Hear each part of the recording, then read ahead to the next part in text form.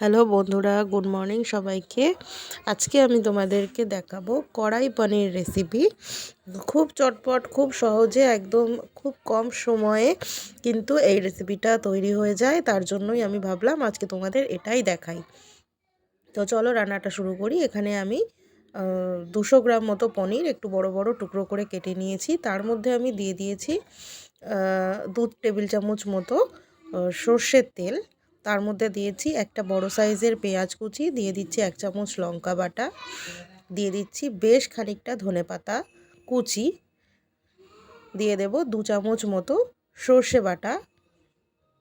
এটা কিন্তু gas on না করে আমি কড়াতে এটা রেডি করে নিচ্ছি। এর মধ্যে আমি দিয়ে দিলাম 1/2 চামচ হলুদ গুঁড়ো, দিয়ে দিচ্ছি পরিমাণ মতো নুন। তার মধ্যে আমি কিছুটা জল অ্যাড করলাম। দেখো, খুব সামান্য, খুব কম আমি জল অ্যাড করলাম। কড়াই পনির রেসিপি কিন্তু কখনোই এটা ঝোল হবে না, এটা কিন্তু একদমই একটা একদম শুকনো টাইপের, মানে খানিকটা গ্রেভি হবে, এরকম হবে। তো এখানে আমি দিয়ে দিচ্ছি 2 চামচ মতো কোরানো নারকোল।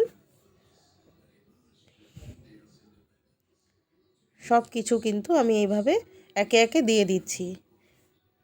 এরপর যেটা করব, আমি গ্যাস অন করে দেব। গ্যাস অন করে আমি কড়াটা চাপিয়ে দিয়ে এটা আমি মিডিয়াম আঁচে 10 মিনিট রান্না হতে দেব। দেখো, 10 মিনিট পর আমি ঢাকা খুললাম। সব কিছু কত সুন্দর নরম হয়ে গেছে, মজে গেছে, পনিরগুলো একদম নরম হয়ে গেছে, আর কালারটাও কিন্তু ভীষণ সুন্দর এসেছে। এটাকে আমি আবার ঢেকে 3 থেকে 4 মিনিট একদম কম আঁচে রান্না করে নেব।